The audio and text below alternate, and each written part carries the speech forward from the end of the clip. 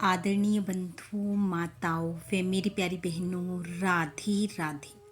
आप सभी का हमारे YouTube चैनल जीवन की धारा पर बहुत बहुत स्वागत है। बंधुओं, आज हम इस वीडियो में माँ अन्नपूर्णा की कथा कहानी सुनेंगे, जिसे सुनने सुनाने से भगवान काशी विश्वनाथ व माँ अन्नपूर्णा की कृपा घर परिवार को प्राप्त होती है। कथा कहानी सुनने के बाद यदि आप हमारे चैनल पर नए हैं तो कृपया हमारे चैनल को सब्सक्राइब करें, बेल आइकन को प्रेस करें ताकि हमारी वीडियो की नोटिफिकेशन सबसे पहले आप तक पहुंचे। वीडियो को शेयर व लाइक भी जरूर करें। कथा कहानी के अनुसार प्राचीन समय की बात है।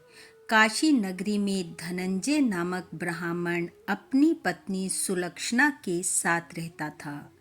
दोनों पति पत्नी संतोषी एवं धार्मिक प्रवृत्ति के थे, लेकिन निर्धनता उनके दुख का बड़ा कारण थी। एक दिन दुखी हो सुलक्षणा अपने पति से बोली, स्वामी कुछ तो करो, ऐसे में जीवन निर्वाह करना बेहद कठिन हो रहा है।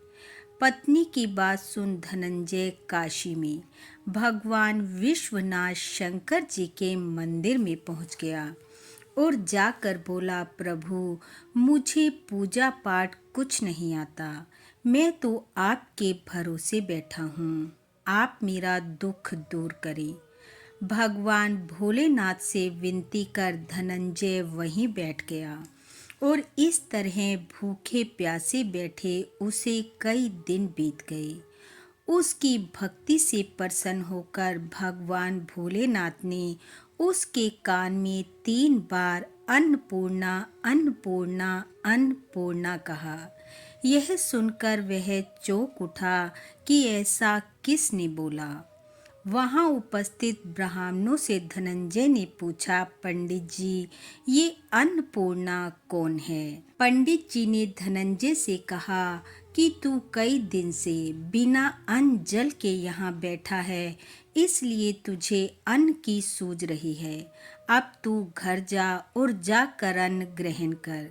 धनंजय घर आया और उसने अपनी पत्नी को सारी बात बताई। उसकी पत्नी ने कहा, नाथ आप चिंता ना करें, जिन्होंने आपको ये मंत्र दिया है वही इसका खुलासा करेंगे। आप फिर से जाकर शंकर जी की आराधना करो। धनंजय फिर से काशी विश्वनाथ के मंदिर में पहुंच गया और वैसे ही बैठ गया जैसे पहले बैठा था। रात्रि के समय भगवान भोलेनाथ ने स्वप्न में धनंजय से कहा कि तू पूरब दिशा की तरफ जा और जो मंत्र मैंने तुझे दिया है उसे रटता जा। वह सुबह उठा, अपने स्वप्न को याद किया और पूरब दिशा की तरफ चल पड़ा। रास्ते में अन्नपूर्णा अन्नपूर्णा रटता जाता और चलता जाता। चलते चलते वह एक ऐसे वन में पहुंचा जिसकी शोभा देखते ही बनती थी। वहां एक सरोवर था। सरोवर के किनारे बहुत सी अप्सराएं झुंड बनाकर बैठी हुई थी, जिनमें से एक कथा सुना रही थी और बाकी सब माँ अन्नपूर्णा ऐसा बार बार बोल रही थी। धनंजय ने जब उस शब्द को सुना तो उनके पास गया और बोला, हे देवियों, आप ये क्या कर रही हो और क्या बोल रही हो? उन सब ने कहा, हम माँ अन्नपूर्णा का व्रत कर रही हैं और कथा सुन रही हैं। उसने पूछा, यह व्रत क्या है, कैसे करना चाहिए, किसे करना चाहिए, कृपा कर मुझे बताएं। वह कहने लगी, यह व्रत हर कोई कर सकता है। 21 दिन के लिए 21 गांठ का सूत का डोरा लेना चाहिए। 21 दिन ना कर सके तो 1 दिन का उपवास करना चाहिए, और अगर यह भी ना कर सके तो माँ अन्नपूर्णा की कथा सुनने तक निराहार रहे। कथा सुन प्रसाद ले। यदि कथा सुनने वाला कोई ना मिले तो पीपल के पत्तों को रख दीपक को जलाकर सूर्य, गाय, तुलसी और महादेव जी को साक्षी कर कथा सुनाए।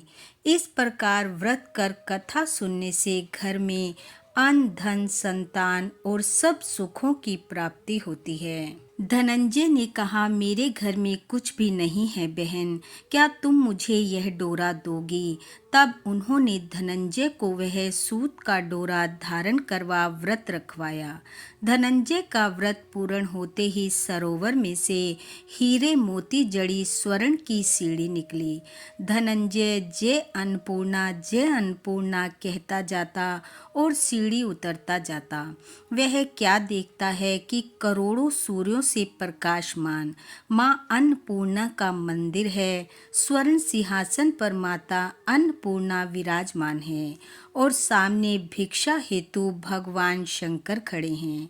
देखते ही धनंजय माँ के चरणों में गिर पड़ा। माँ उसके मन की बात जान गई और बोली, तूने मेरा व्रत किया है, तेरी हर इच्छा पूरी होगी, संसार तेरा सत्कार करेगा, मेरा आशीर्वाद तेरे साथ है। यह सुनते ही धनंजय का रोम रोम प्रफुल्लित हो उठा और उसने देखा कि वह काशी विश्वनाथ के मंदिर में खड़ा है।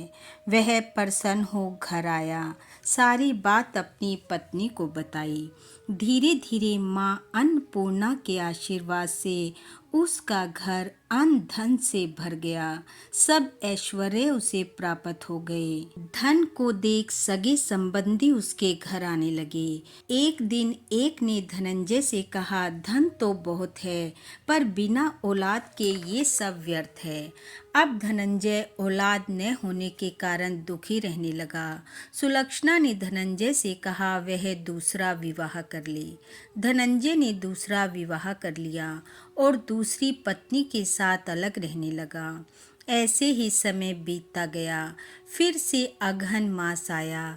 सुलक्षणा ने धनंजय को कहलवाया कि हम माँ अन्नपूर्णा के आशीर्वाद से सुखी हुए हैं, अतः हमें माँ का व्रत करना है, आप यहाँ आइए। सुलक्षणा के कहने पर धनंजय उसके पास आया और व्रत पर बैठ गया। नई पत्नी को इस विषय में कुछ पता नहीं था। वह धनंजय के लौटने का इंतजार करती रही। जब व्रत पूर्ण होने के 3 दिन शेष रह गए तो धनंजय की दूसरी पत्नी को इस विषय में पता चल गया और वह ईर्ष्या की अग्नि में जलने लगी।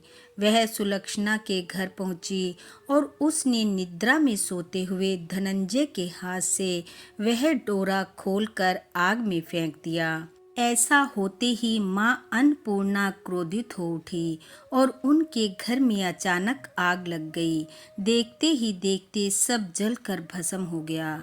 नई बहू धनंजय को छोड़ अपने मायके चली गई। सुलक्षणा ने अपने पति धनंजय को समझाया कि आप घबराएं नहीं, फिर से माँ की आराधना करें। पुत्र कुपुत्र हो सकता है पर माता कुमाता नहीं, वे जरूर हमारा कल्याण करेंगी। धनंजय ने फिर से माँ की आराधना की, अपने किए दोषों की माफ़ी मांगी। माँ अन्नपूर्णा उस पर फिर से प्रसन्न हुई।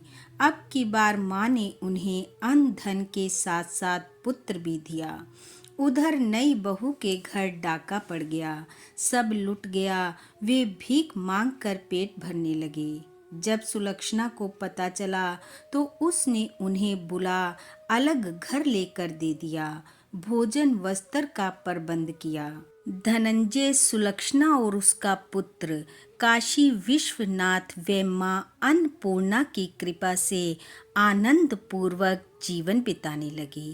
हे माँ अन्नपूर्णा, हे भगवान शंकर, जैसे आपने सुलक्षणा और धनंजय के भंडार भरे वैसे सबके भरना।